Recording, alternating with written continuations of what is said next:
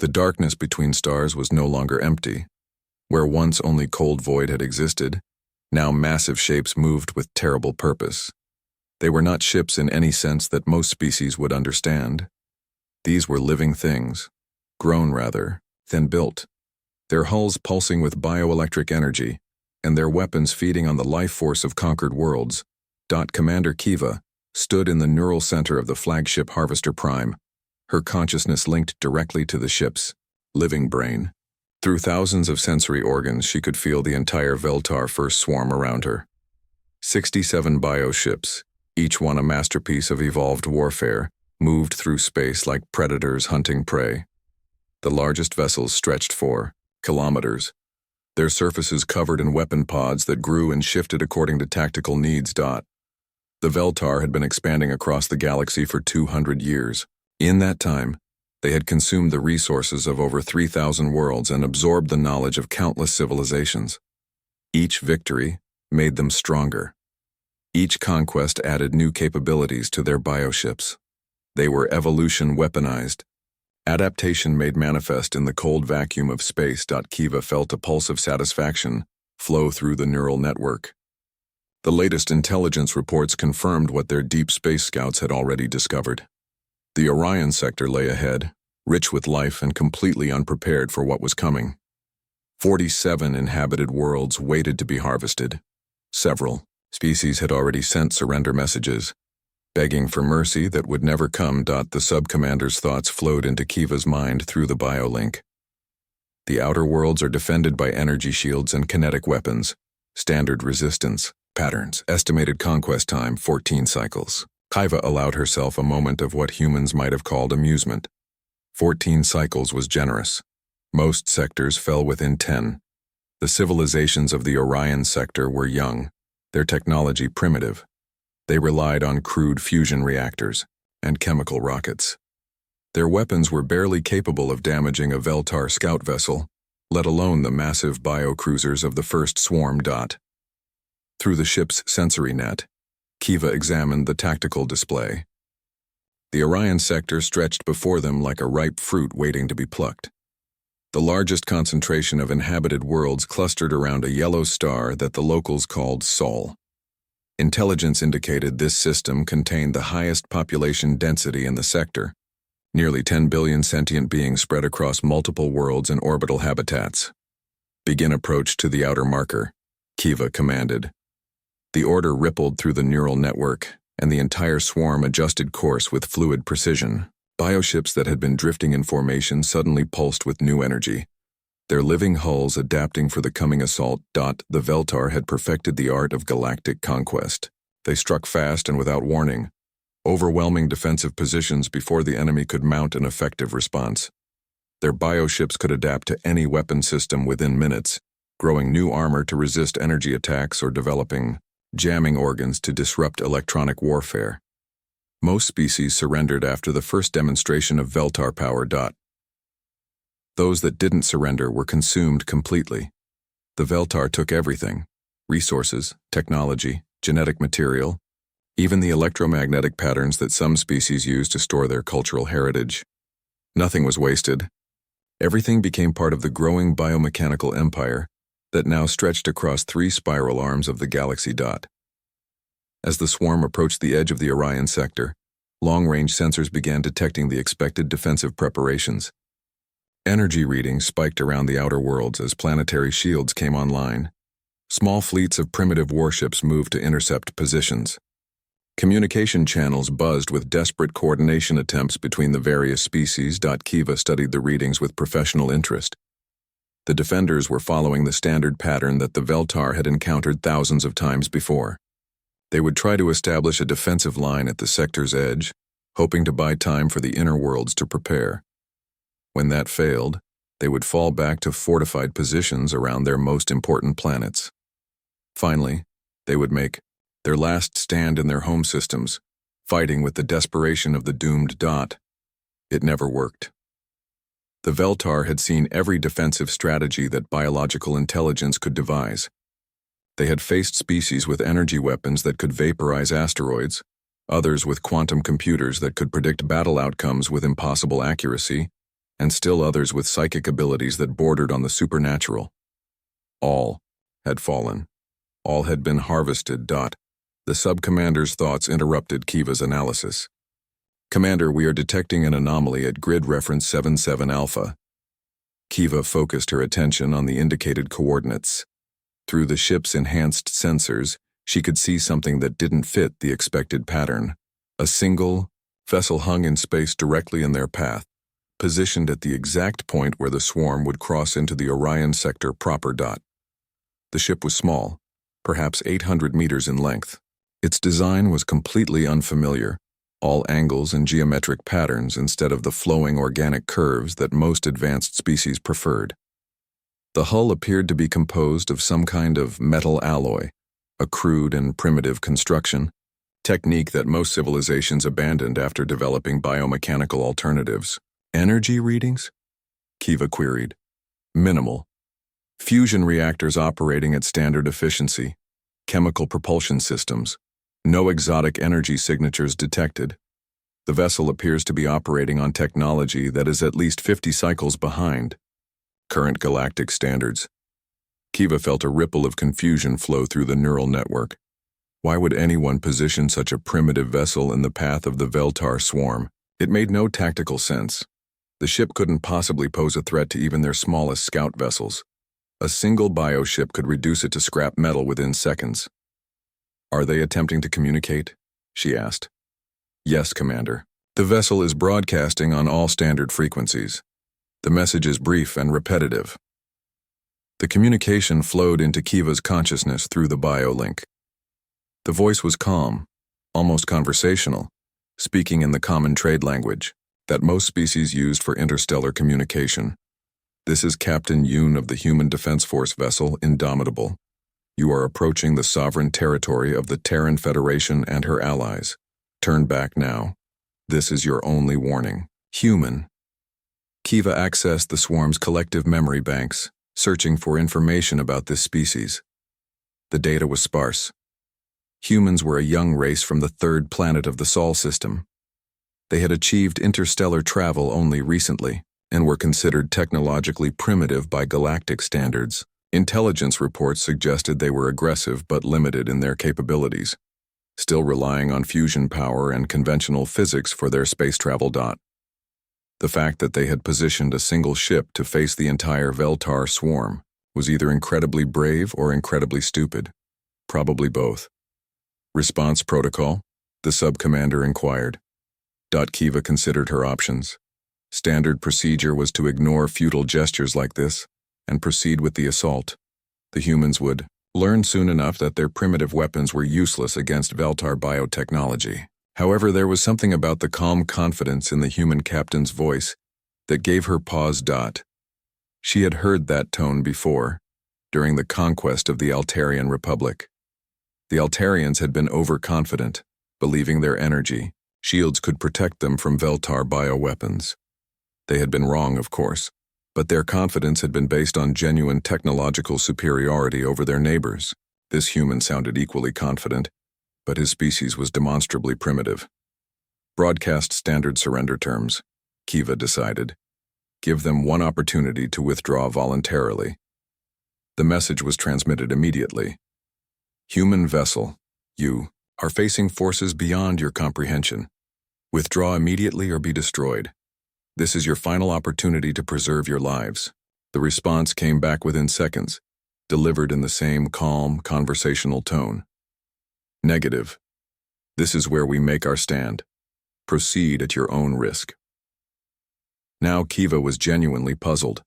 She had encountered many species in her years of conquest, and she had learned to read the psychological patterns that preceded surrender or resistance. Most species, when faced with overwhelming odds, either fled immediately or fought with desperate fury. This human displayed neither fear nor rage. He spoke like someone who knew something that she didn't. The sub-commander's impatience flowed through the neural link. Commander, shall we proceed? The delay is disrupting our approach schedule. Kiva made her decision. Begin standard attack pattern. Target the human vessel but do not destroy it immediately. I want to study their defensive capabilities before we proceed to the inhabited worlds.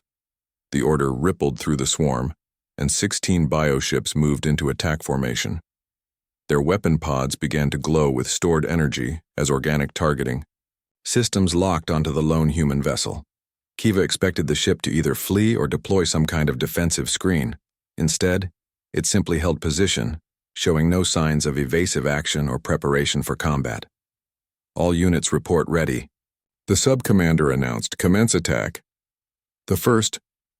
Captain Yoon stood on the bridge of the Indomitable, watching the alien fleet approach through the main view screen.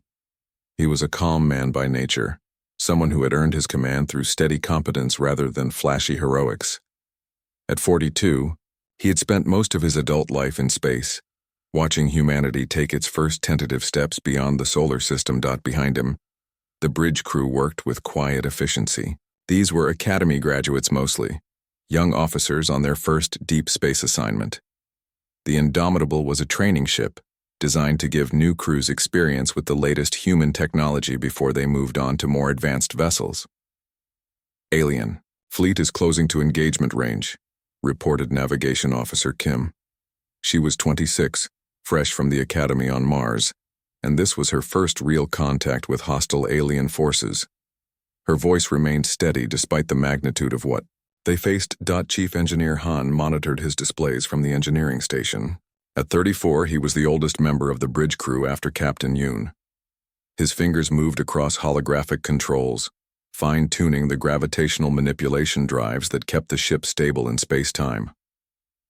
"All systems optimal, Captain. The quantum field generators are holding steady." Weapons Officer Park ran final diagnostics on their defensive and offensive systems. The ship carried no conventional weapons, nothing that would have been recognizable to the species now approaching them. Instead, humanity had taken a different path in their technological development, one that made traditional concepts of warfare obsolete. 6 hours, 37 minutes since they began their assault, Park reported. "No degradation in our defensive matrix. They're throwing everything they have at us." Through the view screen, the alien bioships were clearly visible now. They were massive, organic-looking vessels that pulsed with their own internal light. Energy beams lanced out constantly, striking the Indomitable with forces that should have reduced any normal ship to atoms. Instead, the beams simply vanished upon contact, absorbed into the quantum field that surrounded the human vessel. Dr. Su, the ship's theoretical physicist, studied the alien attacks with professional interest. At 29, she had spent her entire career working on the mathematical principles that made their technology possible. "Fascinating," she murmured, watching her instruments track the incoming energy. "They're using bioelectric plasma acceleration, combined with exotic matter manipulation. Very sophisticated for an organic technology base." "Can they hurt us?" Kim asked.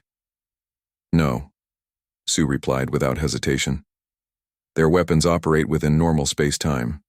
We exist partially outside it. It's like trying to punch someone standing in another dimension." Captain Yoon had been listening to the aliens' communications since they arrived. Their language was complex, involving biochemical signals as well as electromagnetic transmissions, but human computers had cracked the basic structure within the first hour. The alien commander, someone called Kiva, was growing increasingly frustrated with her inability to damage the human ship. "They don't understand what they're facing," Communications Officer Lee observed. She was monitoring the alien transmissions, translating their growing confusion and fear. "They keep escalating their attacks, but they have no frame of reference for our technology." The aliens had been firing continuously for over 6 hours. Their weapons were indeed impressive, capable of destroying planets if focused properly. The Indomitable had absorbed energy releases equivalent to several stellar explosions without showing the slightest damage. The gravitational field generators that protected the ship operated on principles that these aliens had never encountered. "Sir," Tactical Officer Cho called from his station, "the alien fleet is moving into a final assault formation. It looks like they're preparing to hit us with everything at once." Yoon nodded calmly. "Let them. It won't make any difference to us, but it might teach them something about the universe they thought they understood."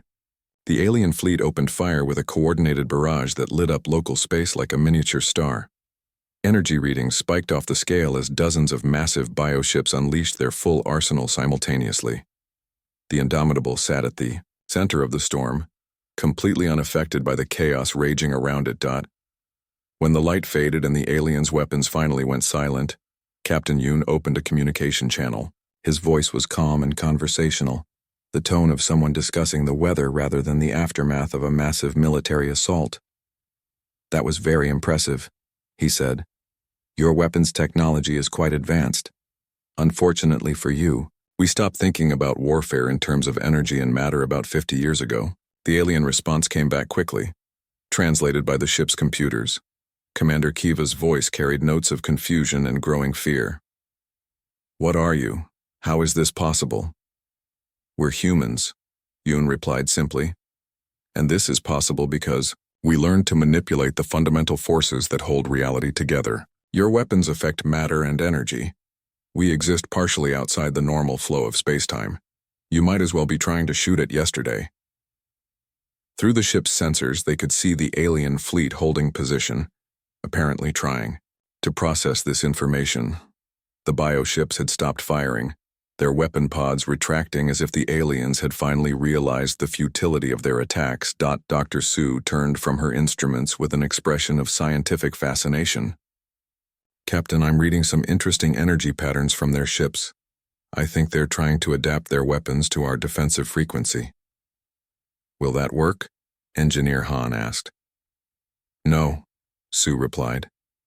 "They're still thinking in terms of conventional physics. They don't understand that we're not using a defensive screen or adaptive armor. We're using controlled manipulation of gravitational fields to alter our relationship with spacetime itself." Weapons Officer Park looked up from his controls. "Sir, should I prepare a response?" Captain Yoon considered this for a moment. The aliens had been shooting at them for over 6 hours without pause. By any measure, they had shown hostile intent, and deserved whatever retaliation humanity chose to deliver. But there was something about this situation that gave him pause. These aliens were clearly advanced. Their bioships represented technology that most species would find impressive. They had conquered large portions of the galaxy, which meant they were both intelligent and adaptable. The fact that they had never encountered anything like human technology suggested that they had been operating within a certain framework of understanding about how the universe worked. Now that framework had been shattered. Their most powerful weapons had proven completely useless against a single human ship. That had to be a deeply disturbing experience for creatures who had built their entire civilization around the concept of technological superiority. "Open a channel," Yoon decided. "Let me talk to their commander directly." The communication came through clearly, the aliens' biochemical language translated into crisp English by the ship's computers. "This is Commander Kiva of the Veltar First Swarm. You will explain how you are doing this." "I'm Captain Yoon of the Human Defense Force, and I'll be happy to explain. But first, you need to understand something important. Your fleet has been firing on us for over 6 hours. By the laws of warfare, that makes you hostile combatants. We have every right to destroy you." There was a pause before Kiva responded. You could destroy us?" "Very easily," Yoon confirmed. "The same technology that makes us immune to your weapons also makes your weapons irrelevant compared to ours. But we're not going to destroy you, Commander Kiva. Instead, we're going to teach you something." "Teach us what?" "That the universe is far stranger and more wonderful than you ever imagined. That there are ways of thinking about reality that you haven't considered. That true strength doesn't come from the ability to destroy, but from the wisdom to know when not to." Park turned from his weapons console. "Captain, I have targeting solutions on all enemy vessels. Relativistic kinetic penetrators are ready for launch." Yoon nodded. "Fire a demonstration shot. Something that won't hit any of their ships but will show them what we're capable of." "Yes, sir." The Indomitable launched a single projectile, no larger than a marble, but accelerated to a significant fraction of light speed using controlled gravitational collapse. The projectile streaked past the alien fleet and struck a small asteroid approximately 1 million kilometers away. The asteroid simply ceased to exist. Not destroyed, not vaporized, but completely removed from existence as the projectile's kinetic energy exceeded the binding force that held its atoms together. Where there had been a solid chunk of rock and metal, now there was only rapidly expanding plasma. The silence that followed was profound. No alien communications, no energy readings from their weapons, nothing but the background radiation of space and the quiet hum of the Indomitable's systems. Finally, Commander Kiva's voice came through, the speakers much quieter than before. How many ships could you destroy with weapons like that? All of them, Captain Yoon replied honestly, at the same time if necessary. But as I said, we're not here to destroy you. We're here to teach you. Teach us what? Kiva repeated, but now her voice carried a different tone. Fear, yes, but also something that might have been curiosity. That conquest is primitive, Yoon said. When you can manipulate. The alien fleet hung motionless in space, their bioships dark and silent after hours of futile bombardment. Commander Kiva's consciousness floated in the neural network of her flagship, trying to process what had just happened. In 2 centuries of conquest, the Veltar had never encountered anything that could simply ignore their most powerful weapons. Captain Yoon studied the tactical display on his bridge, watching the alien ships with professional interest. After 6 hours of continuous fire, they had finally stopped attacking. Now came the truly important part of this encounter. Communications Officer Lee, are you still monitoring their internal transmissions? He asked. Yes, sir. The biochemical chatter has increased significantly. They're having what appears to be a collective debate about the nature of reality. Lee paused, checking her translation algorithms. Sir, I think they're having an existential crisis. Dr. Sue looked up from her physics station with fascination. Captain, their ships are running continuous scans on our hull. They're trying to understand how we're manipulating local space-time. Unfortunately for them, they're looking for technology when they should be looking for mathematics. Can they figure it out? Weapons Officer Park asked. Not with their current understanding of physics, Sue replied. They're still thinking in terms of energy shields and armor plating. They don't realize we're using controlled gravitational fields to exist partially outside normal space-time. Captain Yoon nodded slowly.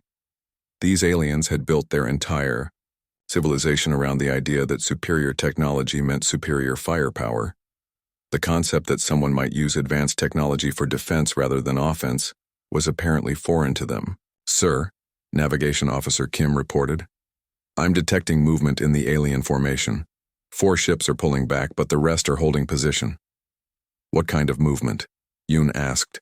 It looks like they're repositioning for another attack. Run. But their energy readings are different this time. They're not charging weapons. Chief Engineer Han monitored his gravitational field generators with quiet satisfaction. The alien attacks had provided an excellent test of the ship's defensive systems. Even their most exotic weapons had been unable to penetrate the quantum barrier that surrounded the Indomitable. Captain, Tactical Officer Cho called from his station. The aliens are broadcasting again. Commander Kiva's voice came through the speakers, but now it carried a different tone. Where before there had been confidence and authority, now there was uncertainty and something that might have been fear. Captain Yoon, we have spent the last hour analyzing your defensive capabilities. Our conclusion is that your technology operates on principles we do not understand. We are prepared to withdraw from this sector if you will explain how this is possible. Yoon considered his response carefully. The aliens were clearly intelligent, and their bioships represented sophisticated engineering. They deserved an honest answer, but he also had to consider the broader implications of sharing human technology. Commander Kiva, I can explain our capabilities, but first you need to understand something. Your people have been conquering worlds for 2 centuries. In that time, how many civilizations have you destroyed? There was a long pause before Kiva responded. We do not destroy civilizations. We integrate them into our collective. Their knowledge becomes part of our biomechanical matrix. And the people? What happens to the individual beings on those worlds? Another pause, longer this time. They become part of something greater. Their biological patterns are preserved in our ship's living computers. Dr. Sue made a soft sound of disgust. They're killing entire species and storing their genetic patterns like library books. Captain Yoon felt a cold anger building in his chest, but he kept his voice level. Commander Kiva, you're talking about genocide, the systematic elimination of entire species, and their replacement with copies stored in your computers. We preserve their essence, Kiva protested. Nothing is truly lost. Everything is lost, Yoon replied firmly. A stored pattern is not a living being. A genetic template is not a person. You've been committing mass murder on a galactic scale. The alien communications went silent for several minutes. When Kiva finally responded, her voice was quieter, less certain. Our philosophers have long debated this question, but we have always concluded that integration serves the greater good. The collective consciousness is more than the sum of its parts. Whose greater good? Yoon asked. The dead have no say in this collective consciousness of yours. You've built your empire on the graves of billions of sentient beings. Weapons Officer Park looked up from his console. Captain, I'm detecting energy buildup in several of the alien ships. It looks like they might be preparing for another attack. Let them, Yoon said calmly. We've already demonstrated that their weapons can't hurt us. If they want to waste more time shooting at us, that's their choice. But the aliens didn't open fire. Instead, Commander Kiva's voice came through the speakers again, carrying what sounded like genuine confusion. Captain Yoon, if your technology is so advanced, why do you not expand across the galaxy as we have done? Why limit yourselves to one small sector when you could rule everything? This was the question Captain Yoon had been waiting for. The chance to explain what humanity had learned about power and responsibility. Because we grew up, he said simply. We realized that true advancement isn't measured by how many worlds you can conquer, but by how many you can help. We don't need to rule the galaxy, Commander Kiva. We already have everything we need. Impossible, Kiva replied. All species require resources. All civilizations must expand or die. Dr. Su leaned forward in her chair. Captain, may I explain the physics to them? I think it might help them understand. Yoon nodded. Go ahead, Doctor. Su activated her own communication system, her voice carrying the enthusiasm of a teacher discussing her favorite subject. Commander Kiva, your people are thinking about resources in terms of scarcity. You believe that matter and energy are limited, so you must take them from others to survive. But that's not actually true. Explain, Kiva said. Matter and energy are interchangeable, as your people clearly understand. But what you haven't realized is that empty space itself contains unlimited energy. The quantum vacuum is constantly producing virtual particles that pop in and out of existence. We've learned to tap that energy directly. There was a long pause. You are saying you can create matter and energy from nothing? Not from nothing, Su corrected. From the fundamental structure of space-time itself. When you can manipulate gravity, you can also manipulate the quantum fields that permeate all of reality. We don't need to take resources from other planets because we can literally create whatever we need from the vacuum of space. The implications of this statement seemed to hit the alien commander like a physical blow. Her biochemical emissions, as translated by the ship's computers, indicated severe distress. If this is true, Kiva said slowly, then everything we have done, all the worlds we have integrated, it was unnecessary. Yes, Captain Yoon said gently. It was unnecessary. But it's not too late to change. How? Kiva asked, and now her voice carried what sounded like desperation. How do we change to centuries of expansion? How do we rebuild civilizations we have destroyed? How do we restore the lives we have taken? Captain Yoon was quiet for a moment, considering his words carefully. You can't restore what you've destroyed, Commander Kiva. Those civilizations are gone forever, and that's a burden your people will have to carry. But you can stop causing more damage. You can use what you've learned to help instead of harm. The other commanders will not accept this, Kiva said. The bioships themselves are programmed for conquest. Our entire society is built around expansion and integration. Then your society will have to change, Yoon replied. The alternative is that we stop you. Weapons Officer Park tensed at his console. Sir, that sounded like a threat. Should I prepare our weapons? Not a threat, Yoon clarified, speaking both to Park and to the alien commander. A statement of fact. Commander Kiva, your fleet has demonstrated hostile intent by attacking us. You've admitted to committing genocide against thousands of species. Under any reasonable interpretation of galactic law, we would be justified in destroying your entire force. But you said you wouldn't, Kiva said, confusion evident in her voice. We won't, Yoon confirmed. But not because we can't. Because we choose not to. That's the difference between our civilizations, Commander Kiva. We have the power to destroy you easily, but we're using that power to protect others instead. To demonstrate his point, Captain Yoon gave a quiet order. Weapons Officer Park, target the asteroid field at bearing 27 Mark IV. Fire 1 penetrator. Yes, sir. The Indomitable launched a single projectile, accelerated to nearly 20% of light speed using controlled gravitational fields. The target was a cluster of rocks roughly the size of a small moon, located several million kilometers from the alien fleet.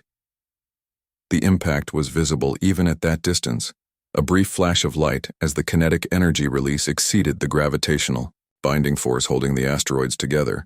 Where there had been solid matter, now there was only an expanding cloud of superheated plasma. Our weapons don't use exotic matter or bioelectric fields, Captain Yoon explained calmly. They use. 3 days after the failed assault, Commander Kiva found herself in a situation she had never imagined possible. Her bioship, along with 3 others from her original fleet, hung motionless in space under the direct control of the human vessel. The other 63 ships of her swarm were gone, reduced to expanding clouds of plasma by weapons that defied every principle of warfare she understood. The humans had not destroyed her flagship and the 3 surviving vessels out of mercy. She realized they had been preserved deliberately, kept intact as an object lesson.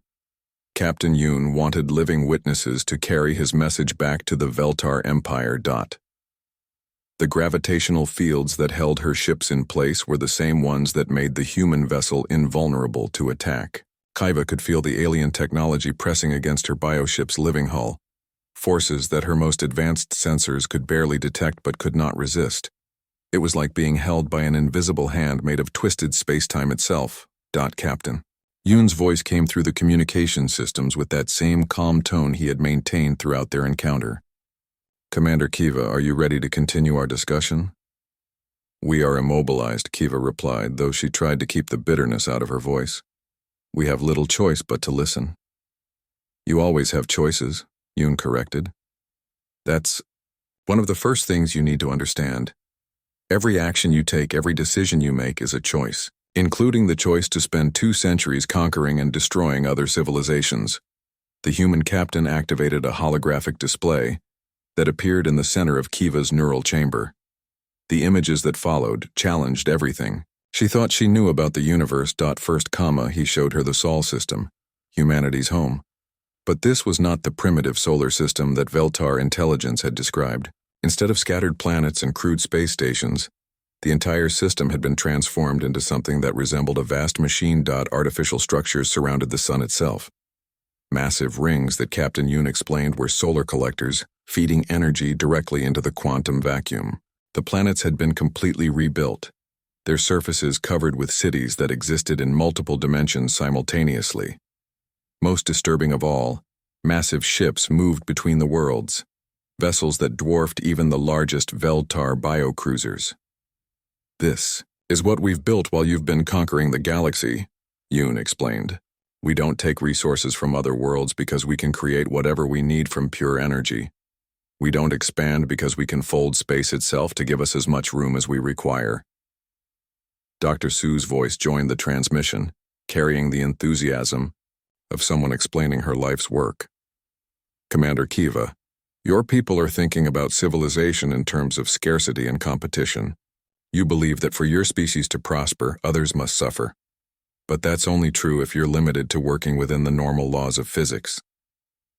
You claim to work outside those laws? Kiva asked, though part of her already knew the answer. We work with laws that your people haven't discovered yet, Sue corrected. Gravity isn't just a force that pulls objects together. It's the curvature of space-time itself. When you learn to manipulate that curvature directly, the distinction between matter and energy becomes meaningless. The holographic display changed, showing technical diagrams that made Kiva's biomechanical brain ache. The mathematics were beyond anything in the Veltar knowledge base, equations that seemed to describe reality itself as a malleable construct rather than a fixed framework. You've been thinking about spaceflight in terms of pushing ships through space, Communications Officer Lee explained.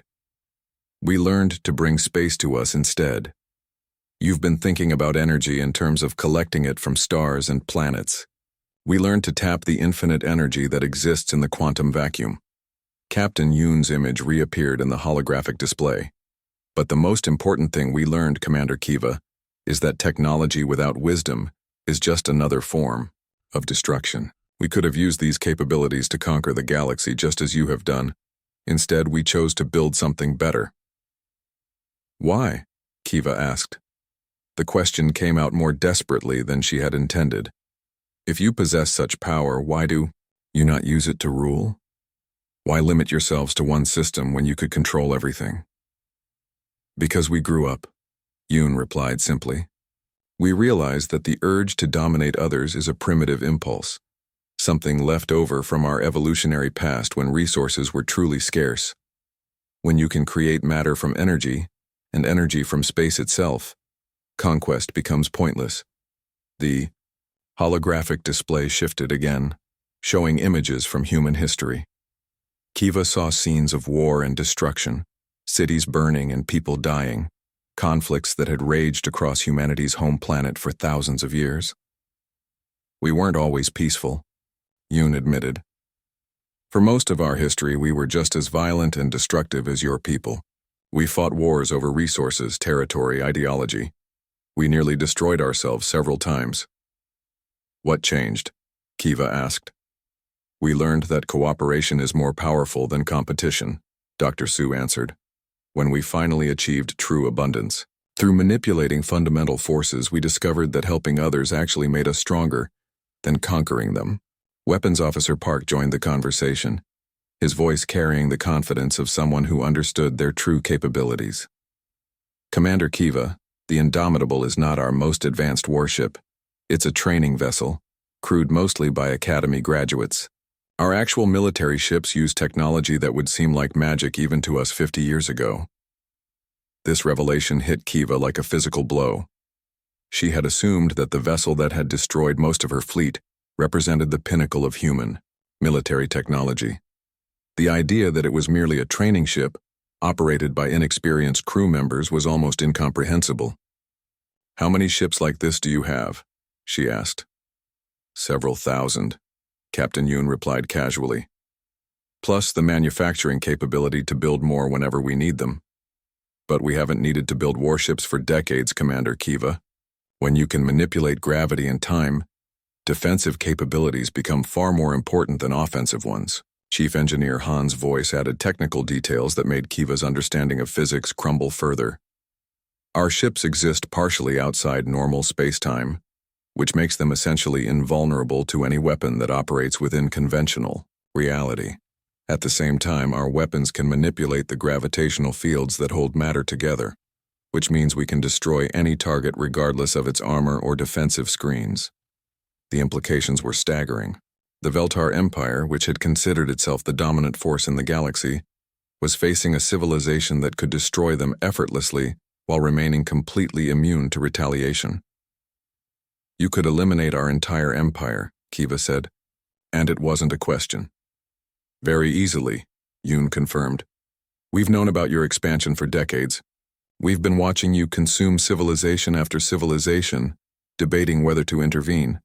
The attack on this sector finally forced our hand. Why didn't you stop us sooner? Captain Yoon was quiet for a moment before answering. Because we hoped you would eventually learn to be better on your own. Because intervention carries its own moral hazards. Because we didn't want to become the galactic police force, making decisions about which species deserves to survive. Dr. Sue's voice carried a note of sadness. We've been studying your empire for a long time, Commander Kiva. We know about the worlds you've destroyed, the civilizations you've absorbed. We know about the billions of individuals whose lives you've erased in the name of your collective consciousness. We preserved their essence, Kiva protested weakly. You preserved their genetic patterns, Yoon corrected firmly. You stored their memories and knowledge, but you destroyed their capacity to grow, to change, to become something new. You turned living beings into static information, and you convinced yourselves that was the same thing. The weight of this accusation settled on Kiva like a crushing horse. She had never questioned the moral framework of Veltar expansion. The idea that integration served the greater good had been axiomatic beyond debate. Now she was forced to confront the possibility that everything her people had built was founded on a lie. What do you want from us? She asked finally. We want you to change, Captain Yoon replied. We want you to stop destroying other civilizations and start helping them instead. We want you to use your advanced biotechnology to heal the damage you've caused rather than creating more. That will require fundamental changes to our entire society, Kiva said. The bioships themselves are programmed for conquest. Our collective consciousness is built around the integration of other species. You're asking us to become something completely different. Yes, Yoon agreed. That's exactly what we're asking, because the alternative is that we stop you ourselves. Navigation. Officer Kim's voice joined the conversation, adding practical details to the philosophical discussion. Commander Kiva, we've already transmitted the coordinates for a neutral research station where your people can begin learning about alternative approaches to civilization. The station is located at Proxima Centauri, and it's staffed by representatives from dozens of species, including species we have conquered, Kiva asked. Including some. 6 months had passed since the encounter at the edge of the Orion sector, and the galaxy was transforming in ways that no one could have predicted. Commander Kiva, now carrying the unprecedented title of First Student, stood in the observation deck of the Proxima Centauri research station, watching ships arrive from across known space. The station itself was a marvel of cooperative engineering. Human gravitational manipulation technology provided the structural framework, while Veltar biomechanical systems created living interfaces that could adapt to the needs of dozens of different species. The result was a facility that felt both artificial and organic, a perfect symbol of what could be achieved when advanced civilizations chose to work together instead of fighting. Dr. Sue moved through the station's laboratories with the enthusiasm of someone whose life's work had suddenly expanded beyond all previous boundaries. She was no longer just a human physicist studying the fundamental forces of reality. She had become a teacher, sharing knowledge with beings whose understanding of science came from completely different evolutionary paths. The mathematics are universal, she explained to a group of former Veltar bioengineers, but the applications can be incredibly diverse. Your people have been using bioelectric fields to power your ships for centuries. We've learned to tap those same fields directly, from the quantum vacuum. The Veltar students absorbed this information with a hunger that surprised everyone. These were beings who had spent their entire lives believing that their biomechanical technology represented the pinnacle of scientific achievement. Now they were discovering that they had barely scratched the surface of what was possible. Chief Engineer Han worked alongside Veltar technicians to retrofit their bioships with new energy systems. The massive vessels that had once consumed entire planets to power their expansion now operated on controlled quantum field manipulation, drawing unlimited energy from the structure of space-time itself. The conversion process is more complex than we initially expected, Han reported to Captain Yoon during one of their regular communications. The bioship's living computers have to be reprogrammed at the cellular level, but the results are remarkable. A single converted vessel can now provide power for an entire star system. Captain Yoon observed these developments from the bridge of the Indomitable, which had become humanity's first official embassy ship. The vessel now served as a mobile diplomatic platform, traveling between worlds to establish contact with species. that had been freed from Veltar conquest. The work was not easy. Many of the liberated worlds were suspicious of any advanced civilization, having learned through bitter experience that superior technology usually meant subjugation.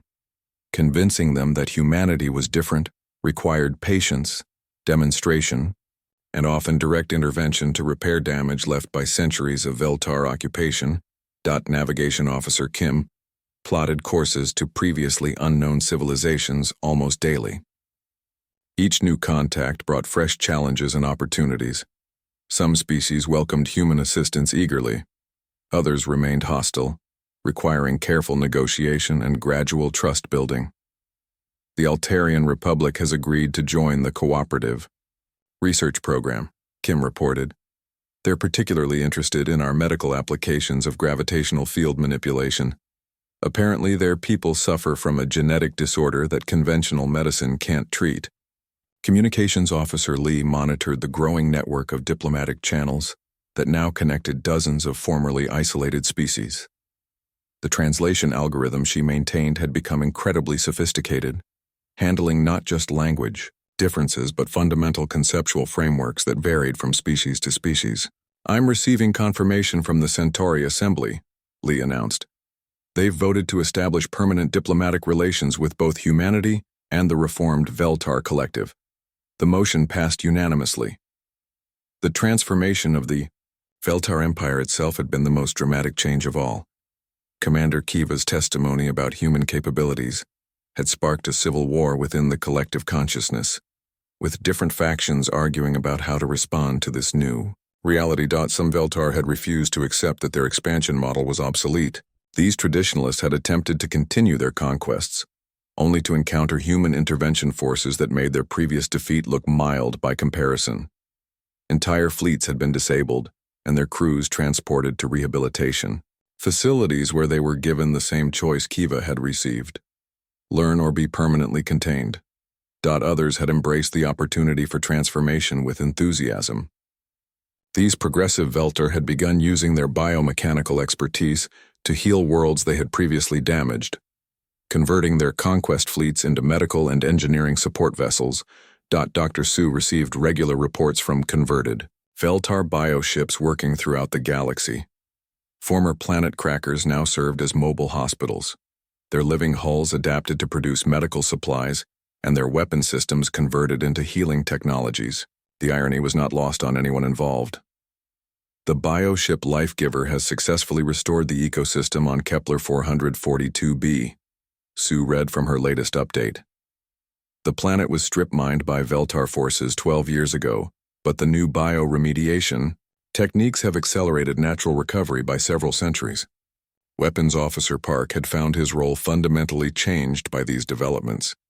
Instead of preparing for combat, he now coordinated humanitarian missions and peaceful interventions. The Indomitable's weapon systems had not been fired in Seur anger since the original encounter with the Veltar fleet. "The demonstration flights have been incredibly effective," Park reported. "When potential aggressors see what our technology can do, they usually choose negotiation over confrontation. We haven't had to actually destroy anything in 4 months." Tactical Officer Cho had become something of an expert in what human diplomats called overwhelming peaceful presence. His job was to position human vessels in ways that made their capabilities clear without actually threatening anyone. "The Rigel Confederation has requested a permanent human presence in their space," Cho announced. "They're worried about remaining Veltar traditionalist factions, but they're also interested in learning our defensive technologies." The broader galactic community was struggling to adapt to a reality where the dominant military force was actively working to reduce conflict rather than expand its own territory. Many species found this concept almost impossible to understand. Traditional interstellar politics had been based on the assumption that advanced civilizations would inevitably seek to dominate less advanced ones. The idea that a species with godlike technological capabilities would choose to share knowledge and provide protection without demanding anything in return challenged fundamental assumptions about the nature of intelligence and civilization. Captain Yoon spent much of his time in diplomatic meetings with representatives from across the galaxy.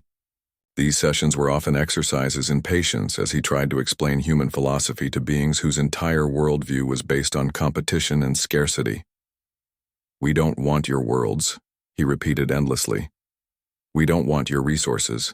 We don't want to rule you or change your governments or force you to adopt our culture. We want to help you become the best version of whatever you choose to be." The concept was so alien to most species that many assumed it must be a deception. They kept waiting for humanity to reveal its true intentions, to demand payment for their assistance or attempt to establish some form of control over the species they helped. When that demand never came, when human assistance continued flowing, freely without strings attached, the psychological impact was profound. Civilizations that had spent millennia preparing for conquest found themselves trying to figure out how to function in a galaxy where conquest was no longer possible. The most dramatic example was the crystalline hegemony, a silicon-based species that had built their entire culture around the concept of resource acquisition.